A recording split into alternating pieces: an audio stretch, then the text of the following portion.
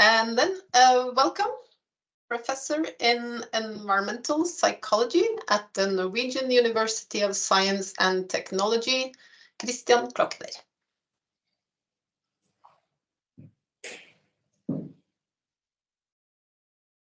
Need to unmute myself, so here we go. I hope you can see my full screen now, should be. So I'm happy to introduce to you the Enchant project from an overall perspective. So what was the idea behind? What did we do the last 3.5 years? And then we go into more details and you will get a taste of some of our results in the coming 2 hours. So first of all, what was the idea behind the project? When we started writing the proposal about 4 years ago, the starting point was that there are a lot of there's a lot of knowledge about how to make people change their energy related behavior from different behavioral sciences. So we know from psychology a number of techniques how you can change people's behavior, how you can make them more energy efficient. We know from behavioral economy about a number of techniques. And what we wanted to know in this project is, well, these have been studied in the laboratory and in small scale pilots usually. How do they scale up? What happens if you use these techniques on larger groups of people? And what happens if you deliver these behavior change techniques through communication channels that real world partners have and use? So we teamed up with a number of behavior scientists and with a number of what we call user partners. So we have electricity companies as user partners, we have municipalities as user partners, and we have some NGOs as user partners. And what we wanted to know is, A, can we use the intervention techniques that have been developed in controlled laboratory settings? Can we use them in the real world? How do they work? For whom do they work? And through which communication channels do they work best? So what we wanted to see is what happens if, for example, an electricity provider communicates to their customers with special communication messages that are designed following the principles of behavior sciences, for example. So we implemented quite a number of different large scale, usually large scale pilot studies in this project. And then we collected data about how people use energy before and after these interventions. How do they change their mobility choices? Do they use buses more or not? Do they invest in insulating their homes and so on? So we did an evaluation of these techniques and we compared under which conditions, for which types of people, for which types of customers, citizens, members of NGOs, for example, do certain interventions work best, and through which communication channels do they work best. And then in the end, we used machine learning algorithms to learn from the big data that we have collected if there are more homogeneous groups of people that are likely to respond to certain types of interventions in a certain way. And we will condense all of that into a web-based tool, which we will come back to later on today. So we are looking at different types of behaviors, investment behaviors, like upgrading the house insulation, for example, more maintenance related behaviors, like for example, de-icing the fridge to save electricity, and adjustment of everyday behaviors, for example, home heating, water use, and so on. We have different types of these intervention techniques. So we, for example, give feedback about how their own consumption changes over time, or what we call social norm interventions, where we tell people how other people around them in similar situations are performing, if they are better, saving more energy or less energy than people around them. We give them information about what they can do and hands-on tips. In some of the pilots, we gave them monetary incentives. For example, there was a pilot in Romania where people could use public transportation for free on every Friday through an intervention period. We asked people for commitment, meaning that we asked people to state in the best case publicly, that I want to make an effort to save electricity in the coming week, for example. Some people we put into competitions where there was a leaderboard and where they could see how they perform in relation to others and if they are the energy saving champions or not. And then we also tested if communicating energy saving as an individual task. So you can do something, you can contribute to, for example, the energy system or energy security or money saving. Or if this is a collective task, we together, we living in Norway, in Turkey, in Austria, and so on, can do this. We had quite a number of partners. So the ones with the red dots here are the scientific partners with different types of behavior scientists. And then we also had a large variety of different user partners, as I said, from the different categories. We are interested in comparing how things work across different countries and across different regions. So we have different intervention types, as I said. We have different user partners that communicate. We have different target behaviors, and we have different communication channels in 6 countries in total. So we were doing studies in Norway, in Germany, in Austria, Italy, Romania, and Turkey. Here you see a list. I'm not going into detail here about all the different pilots that we did in the project. Some of them were really big. So we have, for example, an intervention platform that invited people from all the participating countries into an energy saving campaign of 6 weeks. And I will say more about this campaign later. But we also have some smaller scale pilots, some, for example, which our user partner Badenova in Germany, an energy provider, did with only 20 participants, a pilot study with people using a water steering and monitoring device, and then others where we communicated to millions of customers of, for example, a Turkish energy provider or a Romanian energy provider, where we send specifically designed messages to them. So in total, we communicated to at least 8 million households through our different pilot studies in the Enchant project. And what you will hear in the coming hours, 1.5 hours, 2 hours, are some of the key findings from these endeavors.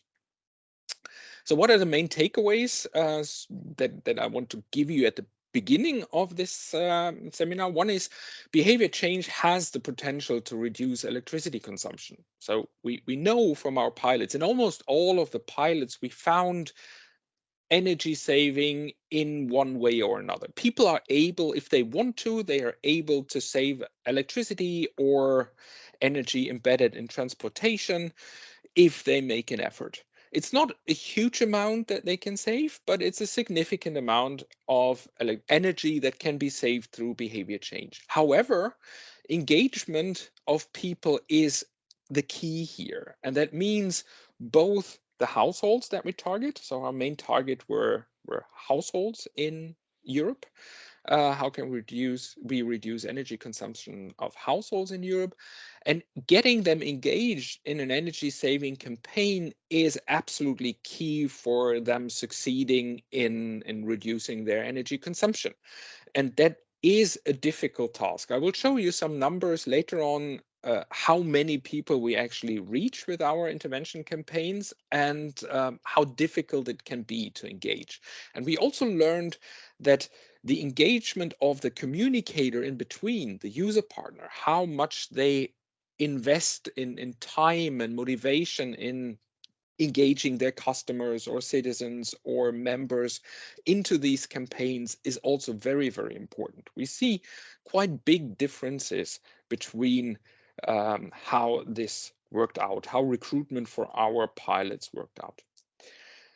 We also see that increasing what we often refer to as energy literacy, so people knowing more about how they use energy, learning about which devices, for example, consume and what happens if I switch on this or switch off that or reduce the temperature in my living room by a degree or so, what that does to energy consumption is a value in itself.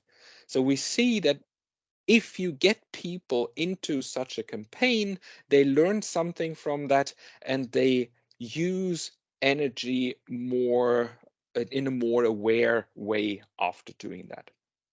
It's also demanding to keep attention and motivation of people alive over time. We see in our pilots that quite a significant number of people are motivated to start, but they drop out after a while. So both getting them into a campaign and keeping them in a campaign are things that should not be underestimated. And with that, I would like to show you some of the things that you can explore once the webinar is over. So we have a section on our website, which I will show you in a second, where you can scroll through how the project is built up, the findings we have, and this section will be extended in the coming weeks until the project really ends, and will also be kept alive after that. You can also check out our energy intervention platform, although at the moment it's sleeping, so you can only look at the starting page of it. But we intend to keep that energy intervention platform alive after the project, and we open for collaborations to run electricity saving campaigns with interested partners all around, and we hopefully have some time to discuss that at the end of the webinar. And we also will come to have the tool, the Energy Wizard tool on the website, which hopefully will give you the chance to tailor your communication strategies to the target audience that you have. So the main idea for this wizard is that you describe your target population on a limited number of questions, and then by using the machine learning algorithms that we developed in the project behind, you would receive a recommendation of what kind of intervention strategies are expected to work best for this group. So to end my introduction, I will now show you, give you a quick glance of the A to Z of our project. So if you go to our project website, enchant-project.eu, and then click on resources, you find the Enchant from A to Z. And this is a presentation, a relatively interactive presentation of what we've been doing and what we found. So you see this overview here where you can get a summary of the project description. Well, you have the invitation to the webinar here, which of course will disappear after the project, but you also have a link to our deliverables in the project where you can read about what we found. You have a list of policy recommendations that we developed in the project. You have, if you look further here, we will have the Energy Wizard there with an explanation what it does. You can look at the different target behaviors again that we did, and not the least, you can get an overview of all the different pilot studies that we did, with some more information on how we did things there, what the objective was of each of these pilots, and so on. And to not overstretch my time, I stop here, and I need to get back to Teams. So now I'm finished with the introduction, and I hand back to Berit. Thank you very much, Christian. I admire your speed of talking. You get a lot said in very short time. I hope it wasn't too fast. No. Well, it's a complex project, so I think it's very nice to get an overview before we go into the other more details of the outcomes. That was the sort of the introduction to the project. Then we move to the main findings, and then the Energy Institute will present the next presentation. Sorry for the stumbling there. Andrea, will that be you or Benjamin? That will be Benjamin. That will be Benjamin. Yes, and I'm trying to share my screen. Yeah, lovely. Now you should see the presentation. Can you see the presentation now? Yes. Okay, then now we move to the key results from some of our pilots that we at the Energy Institute have analyzed. And yeah, the interventions that we conducted can be clustered into three main dimensions of targeted behavior. So the first dimension would be saving energy. So we help people to reduce the energy consumption. Then we conducted two additional interventions that were kind of trying to increase the demand for public transport. And finally, two additional interventions that were measuring the willingness to invest in renewable energy and energy efficiency. And these interventions that you can see here that are in bold will be presented in some more detail. And I would like to start with the second domain, with the increase of public transport usage. So first we moved to Romania and the city Cluj-Napoca, where we had the intervention called Green Friday. And during the period from September 2022 until December 2022, all public transports in the city were for free on Fridays, but not on other days. And the objective here was clearly to see how does the public transport usage increase if it is free on Fridays. And in order to measure this impact, we did not it was not for free on all weekdays, but only on Fridays. But we collected data also on the other days and before the intervention happened in order to really measure the difference. And so we have other weekdays, in our case, the Wednesday, used as a control group in order to see if the public transport usage has increased. We installed some measures in order to really collect the information, how many people have used the day or how many public transport passengers were there on a daily basis, and aggregated this information to monthly data. And here in this plot, we can see the total passengers per month, starting with March 2021 until December 2022.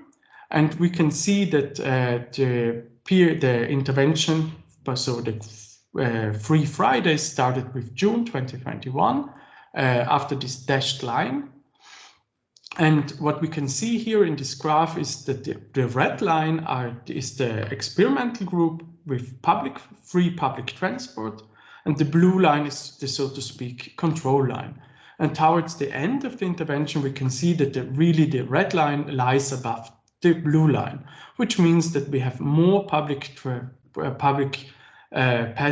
passengers using these public transports on Fridays compared to other days. So indeed, the intervention had an impact, and our results from our statistical results using a regression show that the increase is about 5%.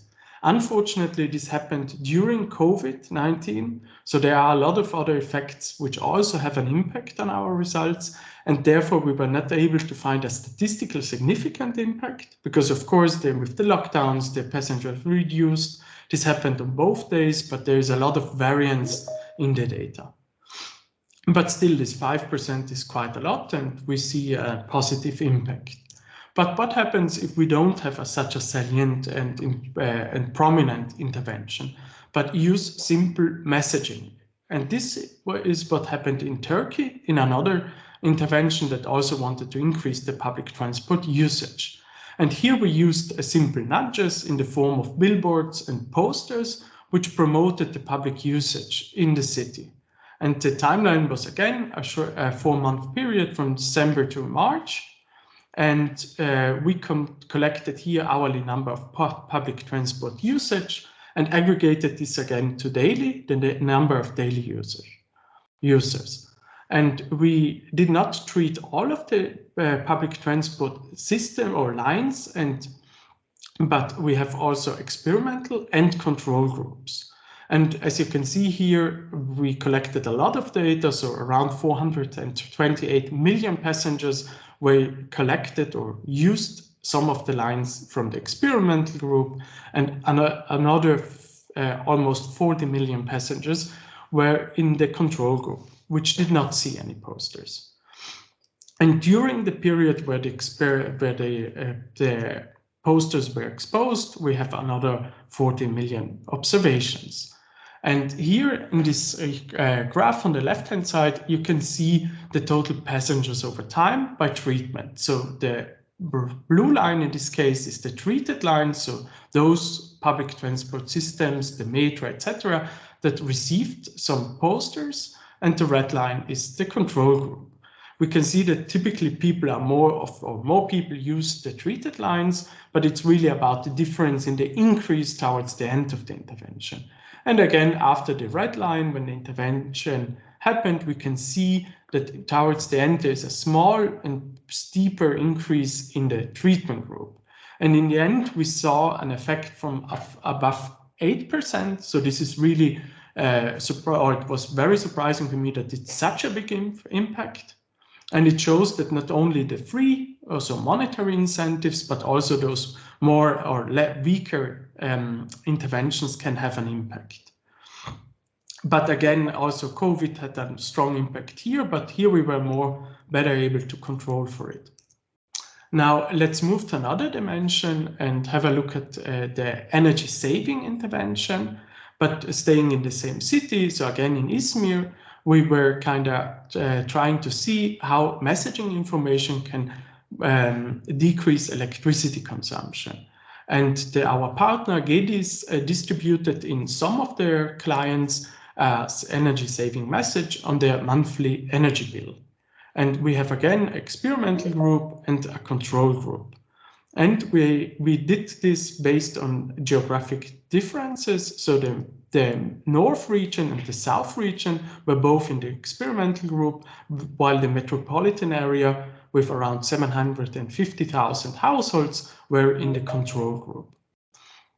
And again, on the plot, we can see the mean electricity consumption here as log in order to kind of see it a bit better, compare it more easily. And we can see that there are some differences before the treatment happened. So the green and the blue dashed line, November 2021 and December 2021.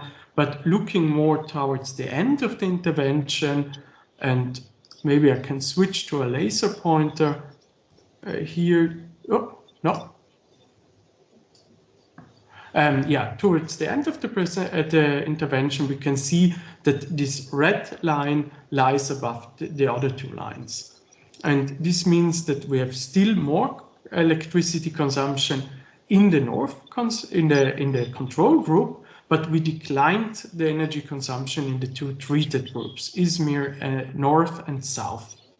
The effect was about around 2% in the northern region and slightly smaller in the southern region. But again, it shows that with a rather simple, small messaging experiment or intervention, you can help people to decline their energy consumption. And as Christian already mentioned before, it is really that people need more information about their energy consumption, and providing them with such helps them. And now we move to the last example of the key results, namely the Nympha garden. And here the main aim of the intervention was to see participants' willingness to donate for renewable energy or energy efficiency measures. And the Nympha garden are beautiful gardens, and I was also able to visit them. Here you can see a small picture on the upper right panel. And yeah, here visitors can see, were given the possibility to fill out a survey. And in the end of the survey, we also collected detailed information about their interest and willingness to invest in a hypothetical hydroelectric power station, which were installed near the lake and another was a restoration for a fresco. And we divided the participants again in two groups. The intervention group received additional information regarding the importance and received some knowledge about energy saving and its impact on the environment, while the control group did not receive this information. So that was the main difference. And then in the survey, we presented them with two potential projects. Would you rather like to invest and help or donate for a project that kind of invests in a sustainable project or in another project. Here it was a fresco. And as we can see in the left panel, most of the people decided to support the sustainable project. But this difference is slightly bigger in the experimental group. So those who received these additional insights about the importance of saving energy, etc., for the environment and so on. And in the end of the survey, we also asked them, how much would you be willing to pay additionally to the cost of the ticket in order to really implement such a measure? And here we only see the responses for the experimental group, so those 87 people who did not receive the feedback or the additional insights, and the blue lines. And again, comparing the two groups, we can see that most of the people would donate a rather small amount, so €1, but we can see that in the experimental group, so providing them with more insights about the importance also increases their willingness to donate. So 66 people wanted to donate 3 additional euros and around 18 people 5 euros. And these numbers are slightly smaller in the control group. So again, here it shows that we can also leverage on this. So really going into such existing communities and implement such instruments there, and increasing again people's knowledge and insights will also help us to collect the funding for such investments. And thank you very much. Thank you very much, Benjamin. That was really interesting. And also very nice to see these examples. I think it makes it easier to understand the sort of the concept of the whole project.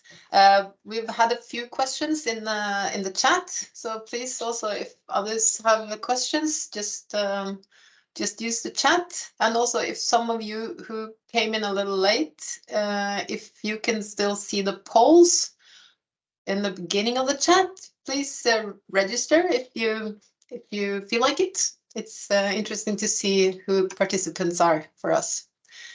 Yeah, then we will move on to Guri Bugge from Viken County, and then we will hear a little bit more about the user partner perspective, because as I guess everyone now knows, the user partners in this project has been a key part of the whole project and has been the ones who have actually been doing most of the job.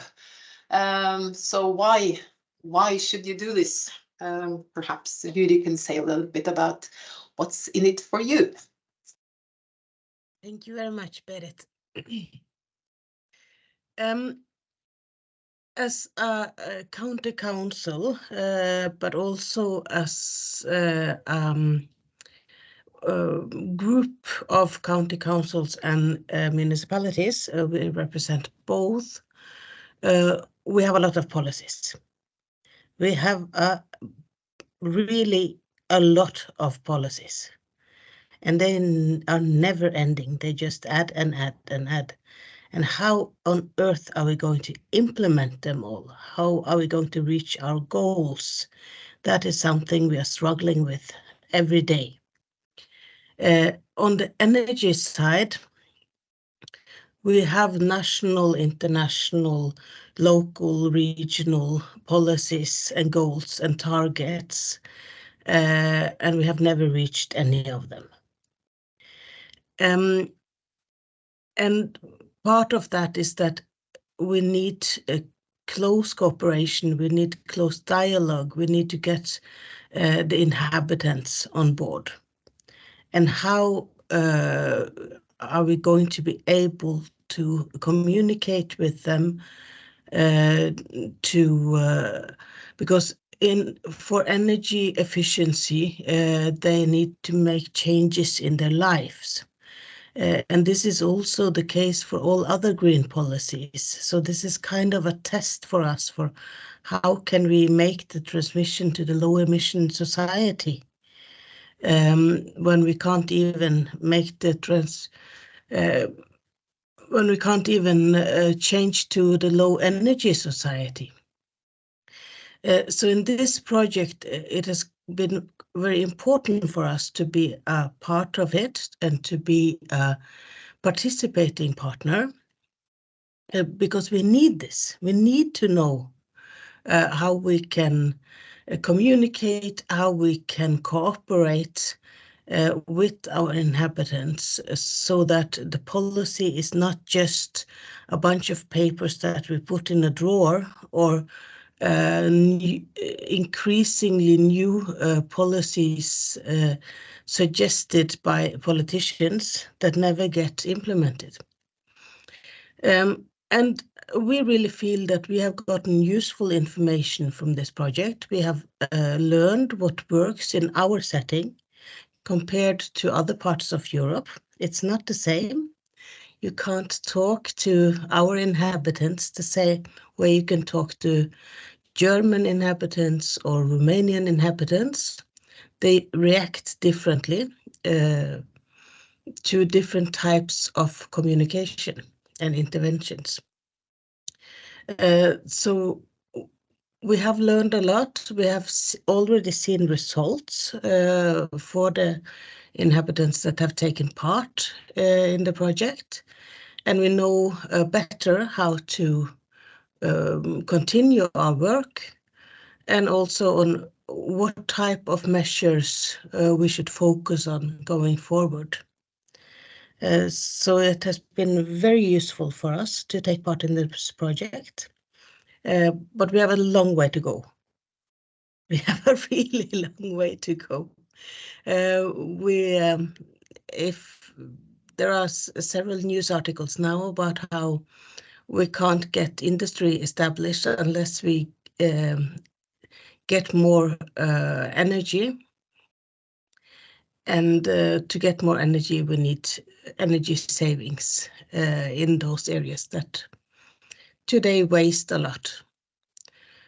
So this will be a focus area for us even more going forward. So we look forward to learning even more, and hopefully we will have more relevant project cooperations on this topic. Thank you. Thank you very much, Guri. That was also what I heard you said there. We need more projects. We need to go to go into this even in other areas as well, and extend this this knowledge about how to communicate with the customers, inhabitants, members even better.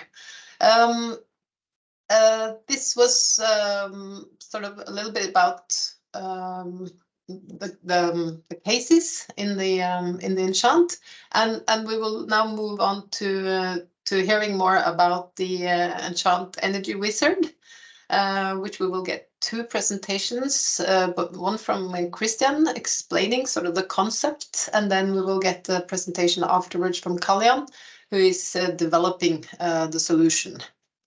So please, Christian. Yes. Okay. So what I'm going to present to you is the data that this wizard is based on. I already mentioned earlier today that one of the pilots that we did in Enchant was designing an internet platform where people could register and be part of a 6 weeks electricity saving campaign. During these 6 weeks, we measured like the starting point of where do they come from, how much energy do they use, and then they got in a randomized way so that we could test what effects do different interventions have, the different interventions and intervention packages that we developed in Enchant. So this platform is an automatic platform. We have it at the moment in 6 languages, but it's flexible. It can be extended to whatever language you like. There are 5 weeks of interventions to reduce electricity consumption, and it also is able to deliver surveys asking people questions when they begin about their motivations, for example, or what kind of appliances they have, but also later on how they respond to these different interventions. How does it feel to get this intervention? How do you feel about your energy consumption now? Are you motivated to reduce energy consumption next week, and so on? So we assigned 12 different intervention packages of these 6 interventions that I mentioned in the beginning, and tested systematically how they impact people. We also have to be able to say something about if we achieve effects. We also have 2 control groups, one that is part of the energy saving campaign every week, but don't get any interventions, and one that only reports back to us in the start and at the end of the campaign to find out if, like, looking at your electricity meter, for example, and feeding the number into the platform itself already has an effect on people's electricity consumption. As I said, this is a randomized control trial that we do here, which is in our language like the golden standard for finding out if we actually have effects with our interventions. So we can say that if we have enough people in this trial here, we know that afterwards the effects of the different interventions, if they are assigned randomly, are not because groups were different already at the start. So this is in a nutshell how it looks like. We have a starting survey, and then we have a weekly survey, a short survey every week, where people are first entering the reading from their electricity meter, their consumption data, and then from week 2 on, they would get different types of interventions. For example, information how they can save energy, or they will be asked for a commitment, or they are asked if they want to be part of a competition, and so on. So I will just quickly show you how it looks like. I'm not going into detail here. So people have a dashboard there where they, if they are in the conditions where they get feedback, see how their consumption develops over time. There might be a leaderboard showing them how they perform in relation to others. There might be a part of the dashboard that shows them who has committed to saving electricity and so on. And then they get the meter reading requests. They are asked if they want to be part of a lottery, if they want to commit, and if this commitment may be made public on the dashboard of other people or not, if how they perform in relation to themselves. So did they save something in relation to earlier weeks or not? How do they perform in relation to other people around them? So what do other people consume? Are they above or below that if we normalize the consumption data per household members? And then, not the least, they got a long list of different energy saving tips that they could implement. And they got them either in the individual version or in a collective version. We, as, for example, Norwegians, can do this together. And one thing I said in the beginning that we're interested in how many or which channels work. And one thing that we learned is that it's hard. It's really hard work to get people into such a campaign. So do not underestimate the work that lies behind that. We used communication channels that reach out to about 6.2 million people in the 6 countries that we were doing the study or the campaign in. And what we got back were 2,500 participants. And these 2,500 are only in 3 of the 6 countries. In the other countries, there are so few of them that we didn't proceed with the campaign or didn't do any separate analysis for them. On the top left corner, you see how the numbers develop over time. So you can, for example, see that in the Norwegian group, we got quite many in relation to the other countries to start the campaign, but they dropped out faster than in Germany and Romania, where people, once they had registered, stayed more in the campaign. So that's interesting in itself, looking at how many can you actually recruit. So if you calculate the percentage of people that we potentially reached and that then turned into participants of a campaign, it's 0.04%. That being said, these few people then again can become models for their neighbors, for people around them. So it's not a waste of all the effort, but you also must not overestimate how many people you actually can reach with such a campaign. And then it gets interesting to look at which channels actually do recruit more people. And we see in the lower left corner here that the recruitment was actually best if you use something that we call here other channels. Those are the more specialized. So for example, in Viken County, we try to recruit people via sports clubs. And the recruitment rate in sports clubs was actually quite good in relation, but the number of people that we reached through that channel was very low. Whereas on the other end, you can reach a lot of people through social media, Facebook, Twitter, and such things, Instagram, LinkedIn. You can reach many, many people. We reached almost 3 million people in the different countries through our social media channels. But there, the turnout rate is much lower. But then again, in absolute numbers, we reached more people through social media than we did through these specialized other channels. Quite a good recruitment channel seems to be more personalized email lists or newsletters or intranet in companies where people already have some connection to what we are talking about. It's also interesting to look at which type of organization has the biggest success in recruiting. And we see that we get by far the highest recruitment rates through NGOs. So we had, for example, an environmental organization in Norway, and they got, well, 0.2% of their of the people they communicated to. It's still low, but it's much higher than, for example, if a municipality communicates or an electricity company communicates. The municipality performs better than the electricity company.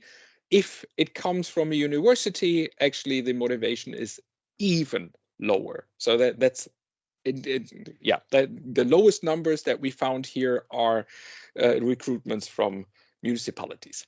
Okay, that all being said, that keeping in mind that it's hard work to get people in such a campaign, what comes out if you first have them in the campaign? What we then analyzed was how do different structural factors impact people's electricity consumption, and how do our interventions impact people's electricity consumption? And we can see that, well, if it's cold outside and people heat with electricity, that has a big impact. It's not surprising. They use more electricity. If it's warm outside and people cool with electricity, then that shows in their electricity meter readings. Not surprising. If they produce warm water and it's cold outside, then that increases their electricity consumption. If they have an air condition, yes, that increases. What we also see is that people actually respond to price signals. So if electricity is more expensive, then people use less of it all across Europe. We have seen that in also official numbers recently, that electricity price has something to say. If you're charging an electric vehicle at home, you use electricity for that. But now we come to the more interesting findings, because we also see that the per person electricity consumption goes down the larger the household is. So there is an economy of scale in not living alone and using electricity, but living as a family with more people. If people have the intention to save electricity, we see that they actually manage to a certain degree. So the higher the intention is, the more people manage to save electricity. If we give them information what they can do, tips, hands-on tips, that actually leads to quite significant electricity savings in our campaigns. If we ask people for a commitment, and if they are willing to give that commitment publicly, then we see that this actually leads to energy savings. But even more interesting it gets when we look at the differences between the countries. So we see that some of the interventions work, for example, quite well in Norway. We see that giving information works even better in Norway than it does in Germany and Romania.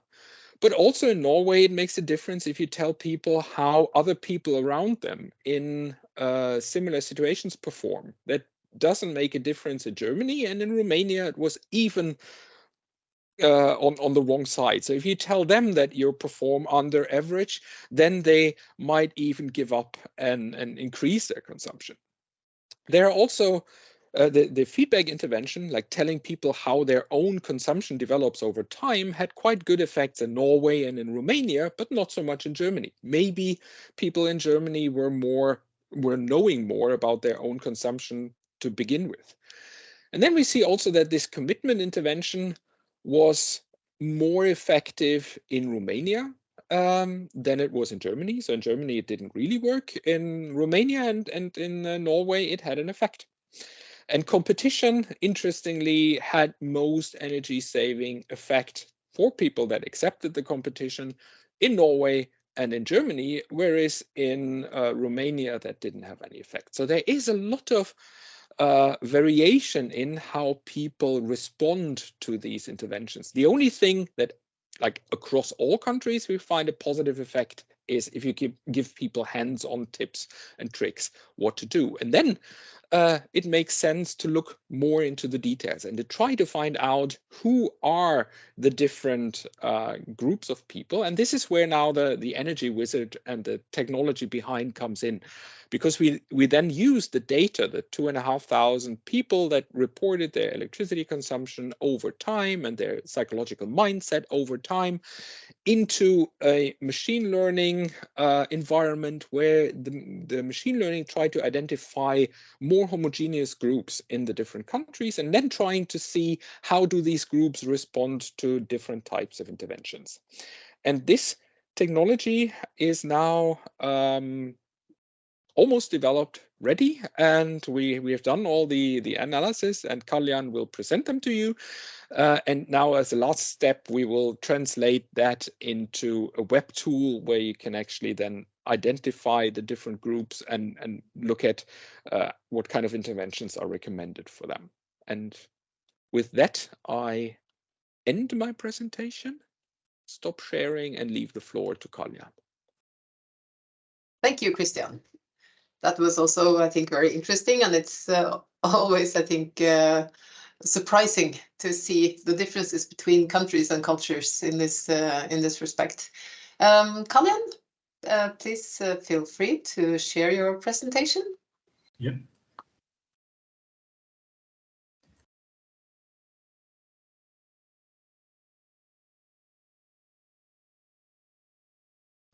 I'm trying to share the entire screen, and let me know if that works.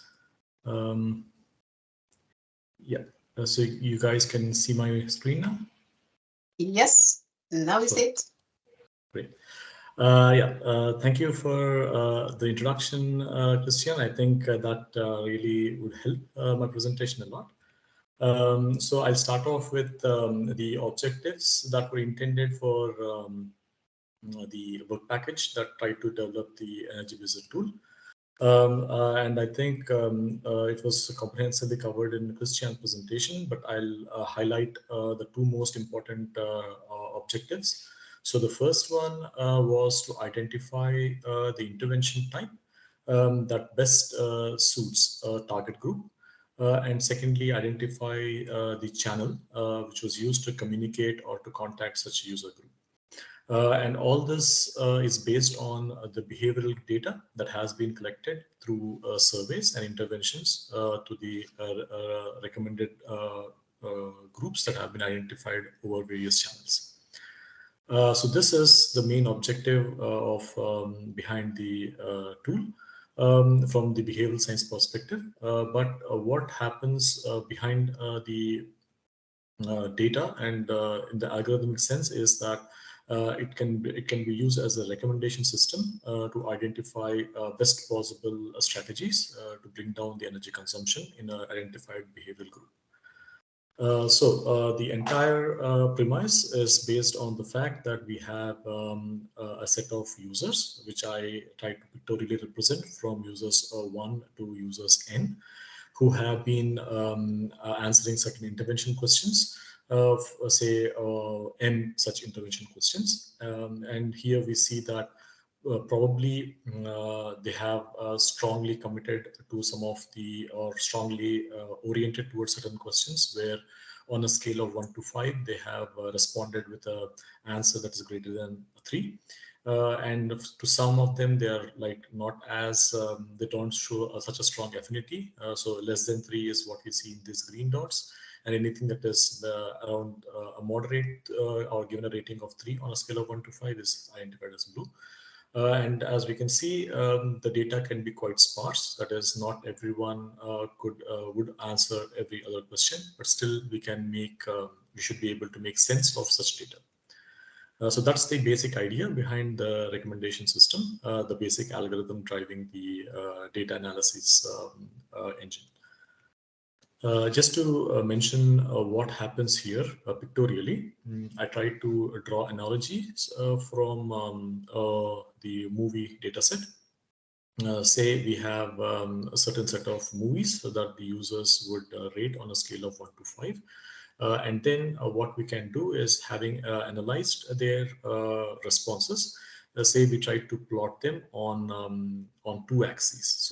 So on the horizontal axis, we're trying to classify if it is a children or an adult-based adult movie, that is for the more mature audience or for the younger audience.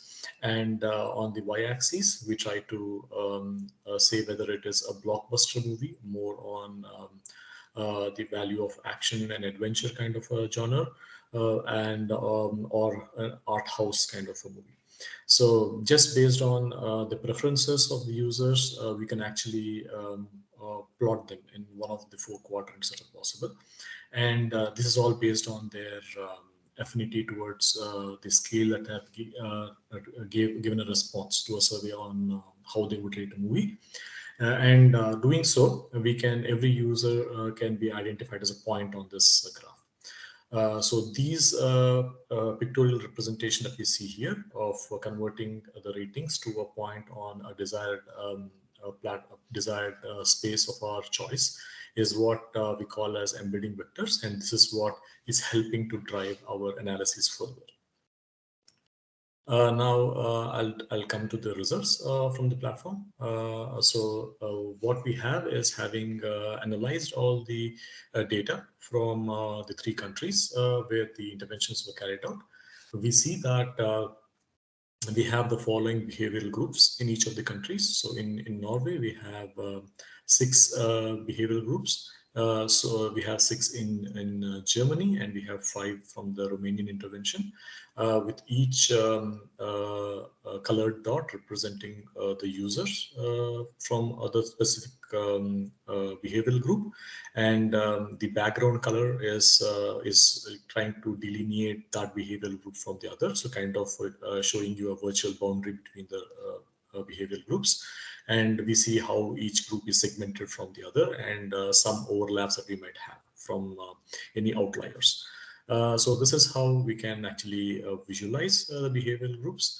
But just to give some update, we have 2 such visual representations. So this representation is good in actually showing the behavioral groups pictorially. But not so good for a comparison, because we have skewed and stretched the axes in such a way that the visualization is better.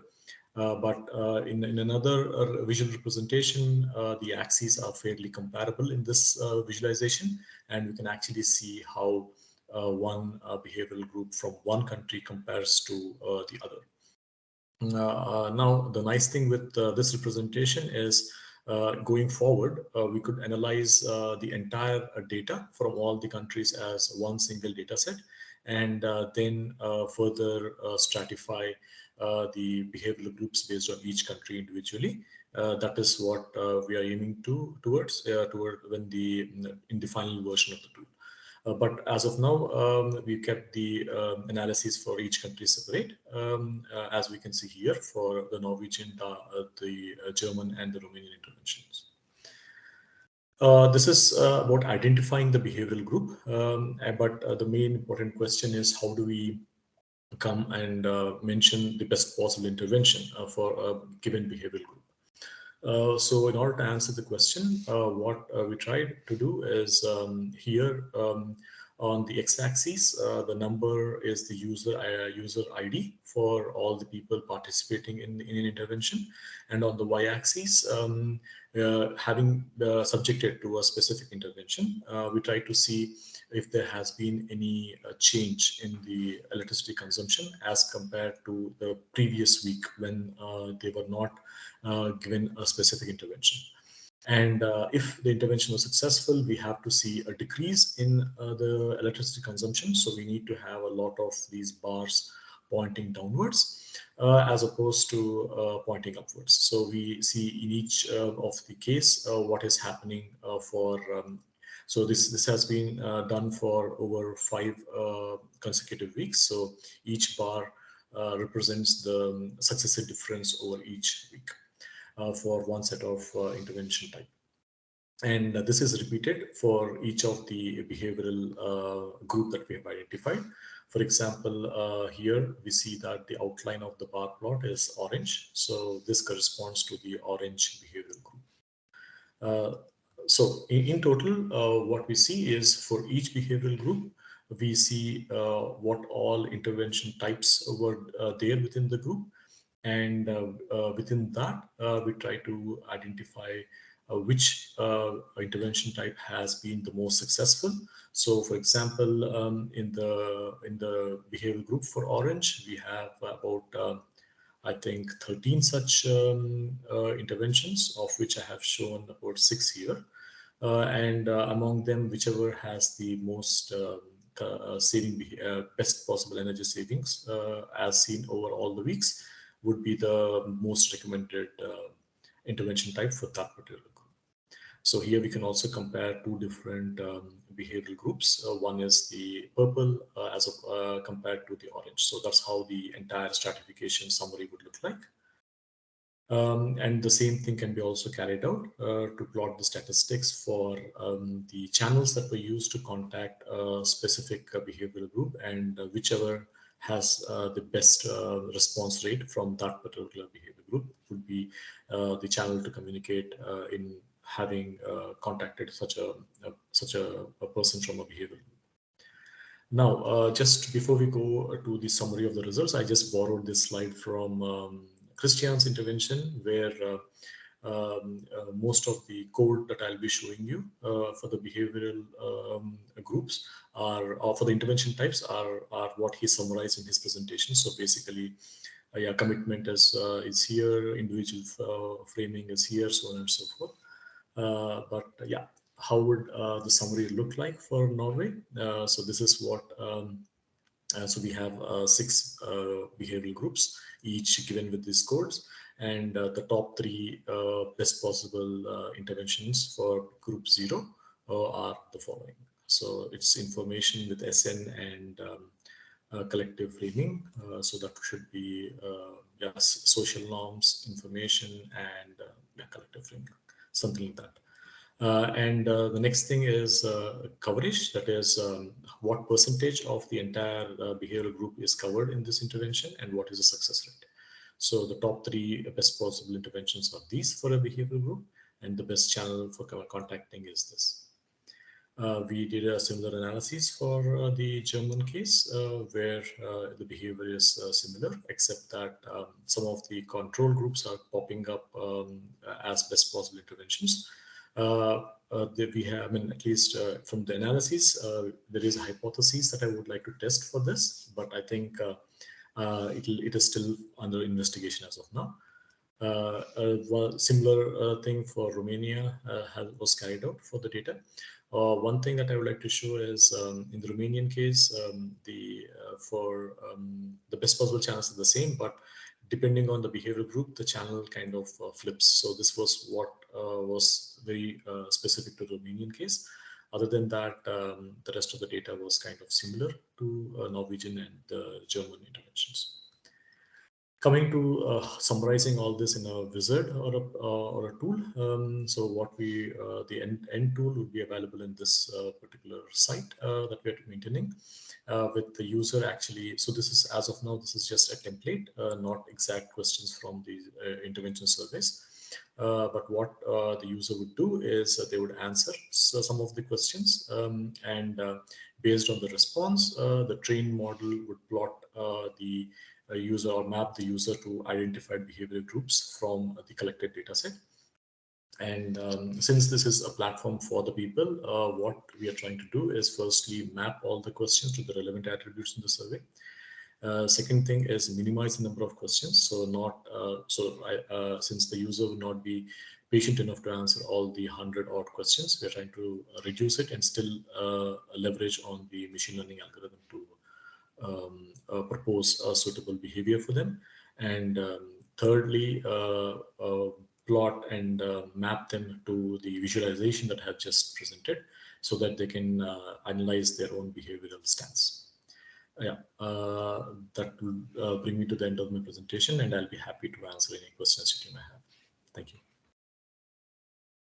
Thank you very much, Kalyan. I think also it's very nice of you to introduce some of these explanatory slides for those of us who are not really into this, the methodology behind this.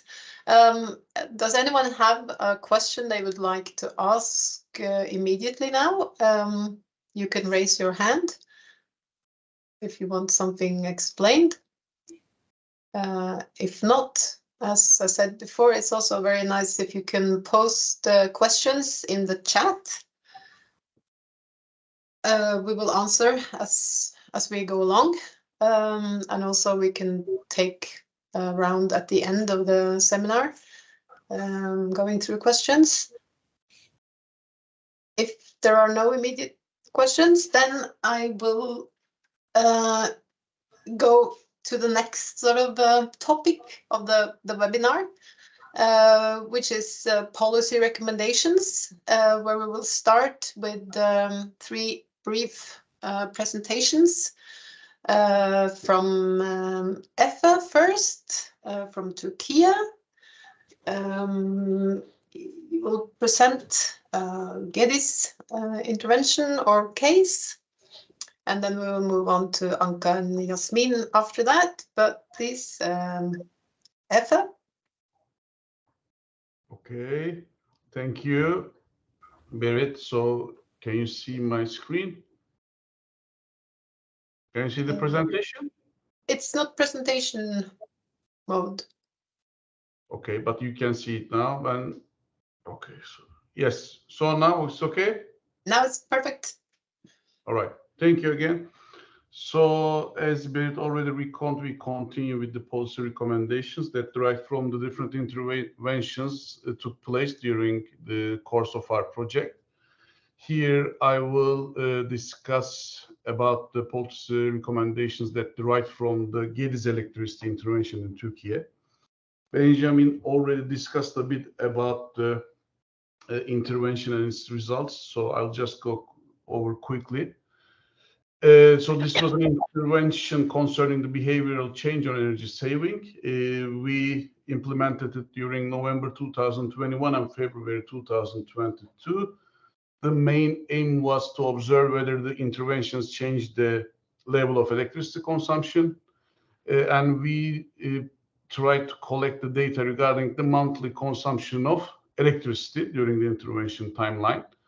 And also we collected the pre-intervention data concerning the monthly electricity consumption use, and so that we can analyze the change. And we made the intervention through the messages on the electricity bills. Actually, while we are discussing about it, it sounds quite easy, but as some of you would know, it's actually a legal issue to deliver a message in a bill in Turkey, and I guess also in several other countries as well. So it takes a lot of months for us to deal with the bureaucracy and also to satisfy the existing rules and regulations to have it in hand. But Gedis Electricity Company generously shared the space for us and allowed this intervention to take place in Izmir. As you know, Izmir is quite a big city consisting of almost 5 million inhabitants. There we tried to cover a big part of Izmir. So we had 2 different groups.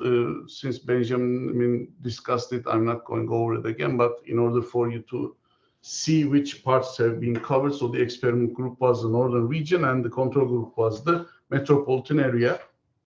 And we basically observed a statistically significant effect at the end of the intervention.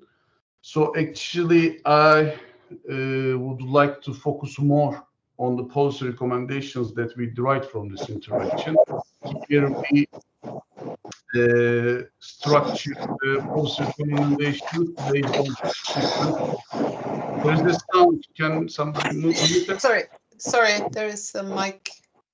Yeah. Okay, thank you. We structure for we have problems seeing the left and right parts of the screen, like 2-3 letters from the right are like cropped. Is it me or is it everyone? It's everyone. I see it. There's something. So maybe it's better to use it in this way. Yeah, it's better. Yes. Okay. Yeah. Sorry. Yeah. Thank you, Muhittin. Muhittin is my teammate, as most of you know. So we have structured this presentation together. So we derive 4 different policy recommendations in 4 different domains. These are related for the electricity providers, government authorities, local authorities, and municipalities, and us researchers. So basically, our main policy recommendation is that promote energy efficiency among consumers for the electricity providers. At first, it might be seen as an, let's say, an absurd thing for a business that is actually collecting their revenues from electricity consumption. But at the end, if they collaborate with the research institutions, they see the fact that this is also becoming a dissemination tool for them. So collaborating with relevant stakeholders for the increasing the R&D in energy efficiency and reduce electricity consumption pays well for an electricity provider. More importantly, involving in such interventions allow them to engage with consumers innovatively and providing the energy saving tips and the information on the electricity bill and also the web platforms.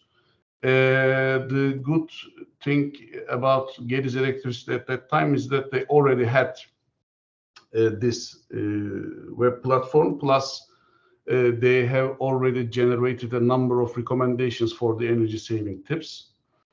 So as you see, the data analysis, this is not related only in our domain, but having a more detailed analysis and the state of the art analysis in data and research about understanding the consumer behavior and preferences allows the companies to create and structure a better strategies. So also having in hand of this analysis and ready recommendations allows them to tailor energy efficiency messages and programs to different customer segments as well.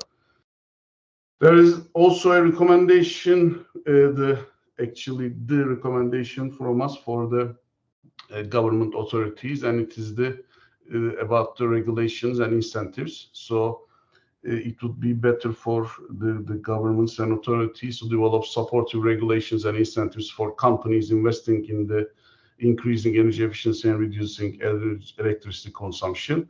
There are also other recommendations listed, but I have limited time, so I'm going over the most significant ones.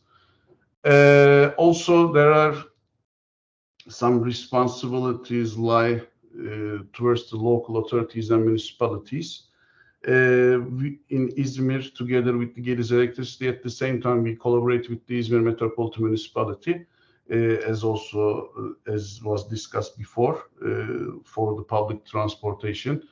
And we really see the importance of the impact of higher usage of sustainable public transport system. So therefore, our #1 recommendation is for the local authorities and municipalities to invest in more public transportation systems and promote the adoption of electric vehicles like the electric buses and e-ferries. Also, of course, for the buildings, this codes should be implemented to meet the new energy standards, and the incentives are key for the users to engage in such undertakings. And for the researchers, we started to publish our work in scientific journals so that it gives us actually, this is not a recommendation, but this is one of our core business issues, to conduct in-depth research on consumer behavior related to energy consumption. While doing this, we really appreciate the user partners that we collaborated, because it allows us to really have significant undertakings.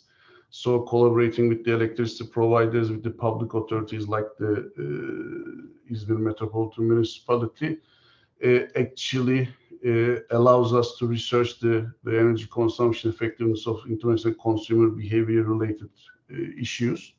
And we collect an actual data. So also we provide new databases for the future research that could be used for different research goals as well. I guess this is enough from my side. Berit? Thank you very much, Efe. Yeah. That was very nice, I think, with some concrete policy recommendations to demonstrate the sort of the usability and the applicability of the results, because that is also, of course, a very important part of doing research. I know that. Yes, sorry. Thank you. Thank you. Also, we have I've asked Anka from Romania to say a few words about the same, like the policy recommendations or the usability from your perspective. Do you want to share a presentation, Anka, or do you just want to do it I will try to share. If it works to be shared, then I will. Okay, present a mode. So this is the same case or intervention as Benjamin has already presented. But, yes, apparently would not share, and I would not know the reason. Okay. But anyway, I have my presentation in front of me, so there are no chances for me to miss something. The policy tips that I would like to present are related to the Green Friday project that was implemented in the Cluj-Napoca municipality. So starting with June 2021, and it is an ongoing project. So what we actually did was to measure the impact of a project that is actually being implemented realistically, so in real time. Now, for me, in order for the tips, the policy tips to make sense, I think it would be very much interesting to understand the rationale behind the project. So the project was recommended, was rather a recommendation by the Ministry of Environment around the 2020-2021 for all local communities to implement a policy where one day during the week, commuters will be given free access to transportation, public transportation. Now, the responses varied very much. Some of the local municipalities took up the offer and were willing to create programs that would suit the needs of the community and implement this one free day. Some took the challenge, but they dropped it immediately because it's a resourceful project. Others were reluctant from the outset. Our curiosity was, okay, to find out what benefit did it bring to those who implemented it, what costs did it bring to those that implemented, and what did the others miss? Would be another question. That question would be why did some just drop everything from the beginning? So everything in the mid time while implementing. So we collected a large amount of data that we found available from various sources in order to appreciate basically what the impact would be on the behavioral trends of the community if people were willing to change their behavior, the way they commute, the way they circulate in the city, if there was going to be an improvement in the air quality, and obviously if there would be a lower energy use, right? Because that's the reason for air quality. And another thing, if it would be so convincing as to create policy spillover. So we went through all this data. It wasn't easy to collect the data because, you know, data was available at some times, sometimes it wasn't available. The local administration, they installed at some point some kind of sensor in the road so that we could collect that data. Some buses had some counting systems, smart counting systems that help us understand how many people got on the bus, how many got off. We did collect some climate related data and so on and so forth. Well, while referring to this data issue, I think my first policy tip would regard the data issues. Data is it's difficult to collect, is unavailable, can be unsystematic, and is not generally not being used in policies in sort of evaluations. So creating a framework where data can be collected in a more systematic way for a longer period of time from a diversity of sources, quantitative and qualitative alike. And we need to bear in mind that some of these data are very, very resourceful and expensive to collect. So exercise is actually for the benefits of the quality of the policies, because only collected data and what we learn from this feedback can help us input the policy cycle in the right way. So we need to be creative in terms of how data, from whom we collect the data, right? And what kind of data we create. Now, how do we collect the data? Ways, including computerized data, and ethnographies can teach us about how we can collect qualitative data in a fast way, right? With whom do we collect the data? Now, we need to understand that there are some institutions at the local level that already collect data, but they keep them safe in their safes. They don't like to share because maybe they just don't like it, or because they don't know it's very useful for the community. So building this sort of engagement, local policy engagement, would be very, very useful. Okay, and that should come from the local administration. A third actor that is relevant is the research community, and that is university. Cluj-Napoca is luckily a university city with many universities at the local level, and they have capacities. We have students, we have professors, they have the knowledge, right? Just us. Okay, and I'm sure this type of partnerships can be used everywhere, right? Then another important engagement is with other partners. Try to engage with other partners because the objective is to replicate good models.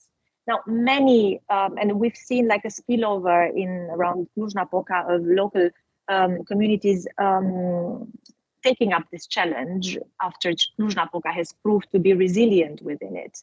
Another engagement would be with the central authority. And it was just a suggestion from the government, but it would be very useful for the local authorities to back with the government and give them input.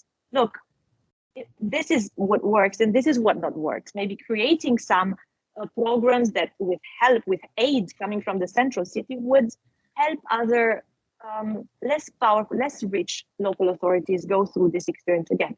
And the third and last policy tip is engage citizens more effectively in policy making. And we've seen Cluj-Napoca can boast with participatory democracy in terms of engaging local citizens in prioritizing investment, prioritizing policies on the local political agenda. And this has proven to be very useful, so useful that it's become an important, very attractive, good practice around public administration science. So I think these three big categories involving institutional engagement, citizens engagement, and research community engagement would be our learnings from what we did in Cleanup. Thank you very much, Anka. That was sort of encompassing a lot, I think, of what is needed to have effects.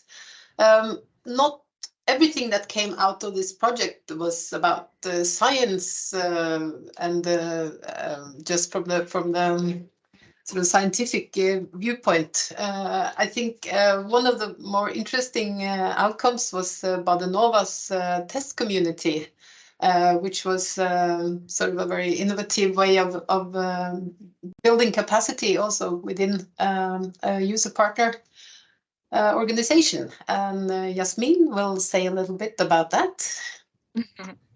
Yeah, thank you.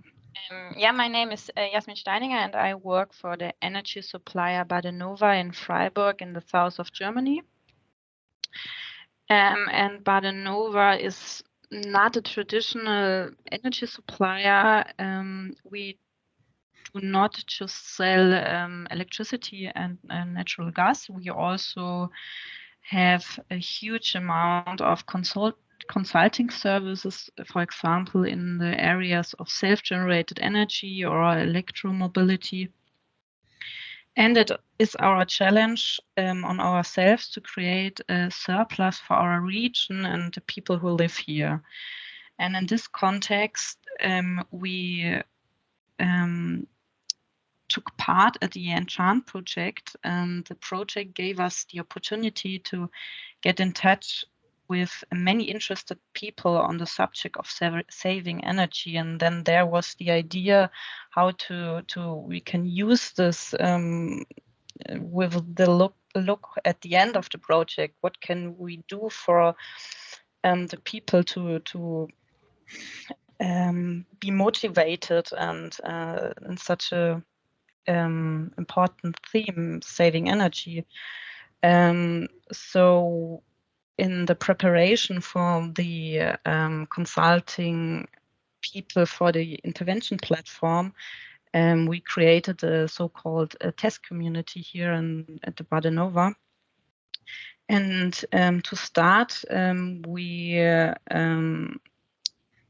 did some 3 big events in summer 2022. We organized 3 lectures about saving energy, electric mobility, and photovoltaics, just to inform the people what they can do and to start a connection between us as energy supplier and the inhabitants. And the idea was well received by our customers, and together with the first members, we created, or we agreed on how we could continue this test community in the future, because we had the thought that we want to do something for the inhabitants, with the inhabitants. And it's not just like on social media, you have your posts and you scream it in the world and everyone can react, but to involve them to involve them in some decisions or direction we want to go. So this test community gave us the chance to compare, for example, new products or new idea we have, to compare our ideas with the needs of our customers to make a bigger surplus for everyone. So actually currently we have about 700 members we collected in the last 1.5 years. And the participation in Enchant helped us to understand which themes and which channel works best for communication about this special theme, saving energy. And overall, we got a better feeling for the needs of our customers in several contexts. And as a recommendation, I can tell you that you need time when you want to do a communication or create a new channel to inhabitants. You need time, you need resources, especially when you want to long-term support them. It's not just take one step. Yeah, now you have the test community, and you don't support them. So you need a concept, what you want to do, when you want to do, and then I can recommend realize what are the added value you want to offer, and enter into a dialogue with your target group, and find out what is currently on people's mind and what support they would like in this term of saving energy. What can we do to support them, and also be in mind that you will in the first instant reach the part of the population that is already motivated to act. It's like the results we already saw. The big challenge is to reach private households, which are not easy to mobilize, and this theme is also a big topic here. Yeah. Thank you. Thank you very much, Jasmine. I think it's very impressive that you have managed to recruit as many as 700 people to that test community. And as Anka said as well, that involving inhabitants is so important to understand what kind of messages can be conveyed and what are the needs of inhabitants. What do they need of input, like knowledge or equipment, or yeah. So I think that's a really innovative and a nice response to participating in the project. Yeah, on a more, I think, general level, Andrea would now like to say a few words about policy recommendations. Thank you, Berit.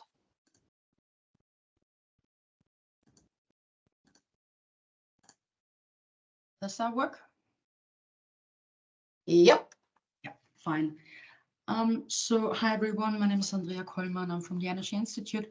Together with Benjamin, who you've heard before, we were responsible for collecting information, both from the quantitative results of the field trials, but also trying to better understand what kind of policy recommendation in a contextualized way we can bring out of the findings that we have. So for every Horizon 2020 project, I would say in general, for every research project, one of the key challenges is to transfer the research findings into practical policy recommendations. Throughout the day today, we have already heard a lot of different perspectives. I guess my colleagues in Enchant have shown that we have really digged in deep into all of these field trials and tried to understand what kind of specific needs and conditions, what kind of cultural, economic, social factors we need to consider for future implementations of such energy efficiency interventions. I'm going to stick to the structure that you've seen before, our 3 different overarching topics: saving energy, increasing the usage of public transportation, as well as incentivizing investments in renewables and in energy efficiency. So these recommendations are now quite overarching and do not go into details of each and every one of our interventions. But what we've seen, and I think Christian has very clearly shown that also from the Enchant platform, is that the cultural context in which we communicate with people is very important. I thought that especially the result about do people react to competition? Do they react in a positive or in a negative way? It was one of the most surprising outcomes. We do know these kinds of things from literature, but seeing it in such extensive interventions certainly proved the point and showed that this is something where we need to be very clear, have very targeted messages, and take into account the actual context where we have interventions and who we are talking to. With all energy saving initiatives, and we saw that in our 6-week Enchant platform test, it is important to be very clear that what we are looking at is a constant effort. It is a commitment to the intervention. It is about understanding better understanding how people react to information, to stay flexible also in the messaging, to adapt the messaging to what we see in the field. And yeah, I guess we can only emphasize the point that not only do we have different cultural perspectives on energy savings, we also have within our target groups a diversity of people who react differently to different kinds of messages. A simple thing or a simple factor might be communicating to a single household versus a household with 5 people living in it, younger households, older households. All of these kinds of things need to be taken into account at the very beginning of designing an intervention strategy. My colleagues from İzmir, Efe and Muhittin, can probably say more about how important it is when it comes to public transport interventions to be very clear and to know at the very beginning who you have to involve in the implementation of an intervention. It is, especially with public transport, a topic that involves so many different stakeholders. İzmir, of course, was an excellent field trial site. They not only have a metro or buses, they also have ferries, different kinds of buses operating in a very large city. So there, I'm sure we can say that we've learned a lot, I feel, about future interventions that we might come up with. I'm gonna be a bit quicker to stay within time. Our colleagues in Italy have had probably the most beautiful of all the intervention sites with the Ninfa Garden south of Rome. What we saw there and what I think was also really interesting, and you saw that in Benjamin's presentation, is how important different psychological factors, different social norms, and I said that at the beginning already from what we saw in the Enchant platform, how you can best make use of psychological motivators and how to use them in messaging. We also saw that in different newsletter campaigns that our colleagues from Badinova and from Energy Compass here in Austria did, how important it is to really very carefully consider these kinds of factors in messaging. So how to translate findings into policy recommendations, and the honest answer is I do not have the clearest of all answers to that question. I guess what we saw, and this might sound a bit repetitive, but I think involving key stakeholders, seeking their input at the very beginning in the design phase of interventions, especially such large-scale ones as we did, cannot be overstated. The importance of this cannot be overstated at the very beginning. Obviously, we need to tailor policies to specific different backgrounds, cultural, economic, social backgrounds, and again, think about the diversity of the groups that we are messaging to, that we want to involve in interventions. I'm going to skip over this because I think I've already said it. Just one final thing, because it is something that is of high importance to my team here at the Energy Institute. We like to work with data. Collecting data is always a challenge, not only because you have to establish metrics at the beginning, but also because there are general data protection directives in place with different interpretations in different countries. In order to know whether an intervention worked, it is super important to consider the data needs that stakeholder, policymaker, researcher will have to be able to come up with robust results and to be able to really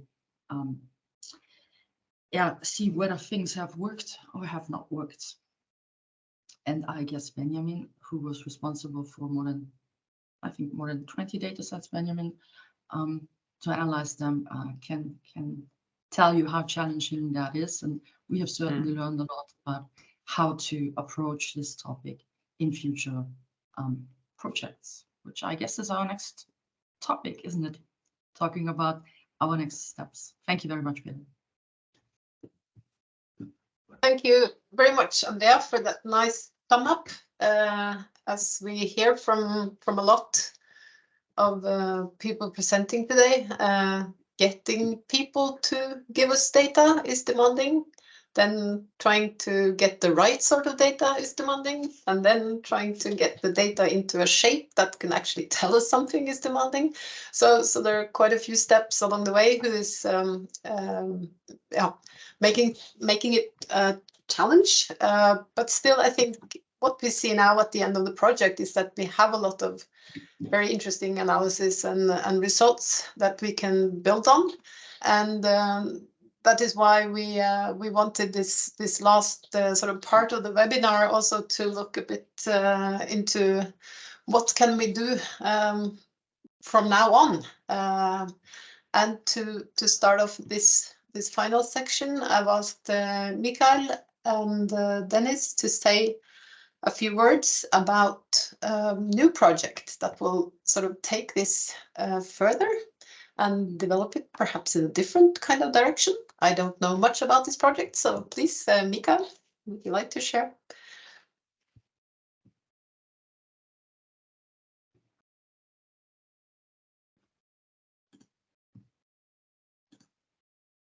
You are still muted. So, good morning, everybody. I hope you can hear me and I hope you can see my screen. We can, thank you. Yes, okay. So my name is Michael Liederkofler. I'm from the user partner Energiekompass GmbH in the Enchant project. Our daily business is we are an energy service company. We do a lot of photovoltaics, we do energy consulting, and we also operate a number of renewable energy communities in our region. And I specifically am responsible for our innovation lab, the Innovation Lab Act for Energy, which is a living lab initiative in Austria. You can see here in Austria, on the southeast part of Austria, between Oberwart and Stegersbach, there is our living lab. It's, as you can see a bit here, it's a rural part of Austria with two small towns, Oberwart and Stegersbach, as part of this living lab region. And what are we doing with this living lab? Our vision is to demonstrate and develop solutions for the energy transition, to be able to build an energy system that is 100% renewable. And as part of our doings, we've been also participating and part of the consortium of Enchant to learn about how we can address the people that live in our living lab and how we can get the message across. And we used the intervention platform that has been already presented before. And actually, we want to use this intervention platform, this way of addressing users, addressing people, getting them to change their behavior. We want to use them as part of our innovation lab in the future. So just to give you a bit of an understanding what we understand ourselves as, what is this living lab? You can see the region. It's 10 municipalities, about 20,000 inhabitants in the southeast of Austria. But there's much more than just the people, because we also installed quite a bit of real infrastructure, of living lab infrastructure. First of all, at the center, we have our office building, which is a lighthouse building, a plus energy building with a lot of state-of-the-art renewable energy technology installed. You see there's a lot of photovoltaics. We have EV charging infrastructure, heat pumps for heating the building, different battery storages, thermal storages. So this is something that people can come to and have a look and touch all the equipment. But we also use it to generate real life data to better understand how such a building operates within the overall energy system. Beside our own building, we have access to a lot of real data from photovoltaic plants in the regions, electric consumption data, and also a bit of heating and cooling consumption data. Then in the field, we have renewable infrastructure. In all of the municipalities, we operate charge points and have access to the data of the charging operations. And we also have a various battery storage system installed in the region, which we have access to have the data and to use it for various pilot project research and innovation project that need a pilot to try something out. And in addition, we operate a couple of software platforms. First, there is a virtual power plant where some of the assets of the regions are connected to. We have for the charging infrastructure our own ECA operation backend to have real direct access to the data. We have an administrative and accounting platform for the energy communities in our region, and of course, the Enchant interventions platform. And what is the goal now of all of this? So we have a lot of infrastructure, we have assets, photovoltaics, batteries, whatsoever, and we have a good connection to the region. We have access to the people and stakeholder living there. And the goal of this innovation lab is that this whole thing should be a laboratory for research projects, for innovation projects, to get with the solutions in the field, test it under real life conditions, get the data under real life conditions, and be able to draw the right conclusions and to be able to roll out the viable solutions to all over Europe and find ways to advance the energy transition. And for the Enchant platform in specific, we plan in the next couple of years to keep working with the platform. First of all, we want to do a repetition of the energy efficiency campaign in our whole region to see really how much energy consumption can be reduced by using various energy efficiency campaigns.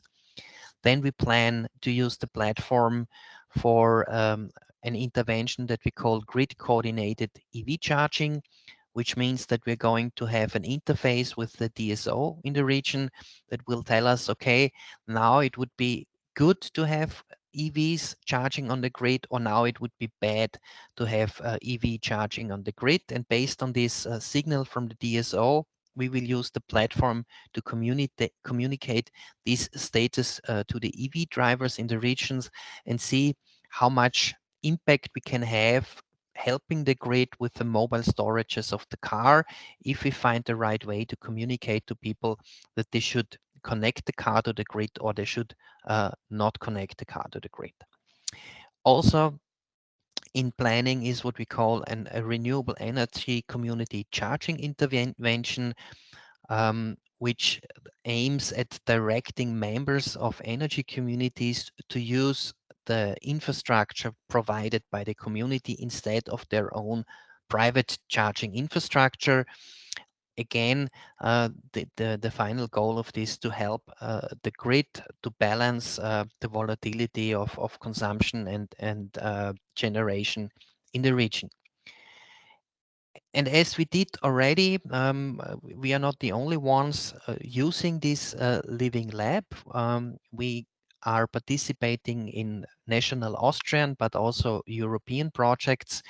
And the Innovation Lab is open to anybody who looks for a real-life infrastructure, who wants to test something, who wants to prove some concept in a real-life environment. And for this, the Innovation Lab Act for Energy is open. We will just finish our first run at the end of this year in the program Stadt der Zukunft. That's an Austrian funding program, but we have lucky enough to secure funding for the next 5 years under the program 100% Renewable Reallabor, also an Austrian funding program. But we are open for researchers and innovators from all over Europe to use our infrastructure, and especially the Enchant intervention platform, to try out how to reach people, how to initiate behavioral change, and how to advance the energy transition in general. Thank you very much, Mikael. That was, I think, a dream sort of case for a lot of projects to have this infrastructure already in place and have a laboratory where you can just test things out. I hope that you will be contacted by many after this. For the last few minutes now, I think I would like to give the word to Christian for sort of going. Didn't you want to invite Dennis first? Yeah, sorry, Dennis. You should present your ideas and preferably, yeah, not take too long because we have not very many minutes. But then after that, Christian, then please just take the word and.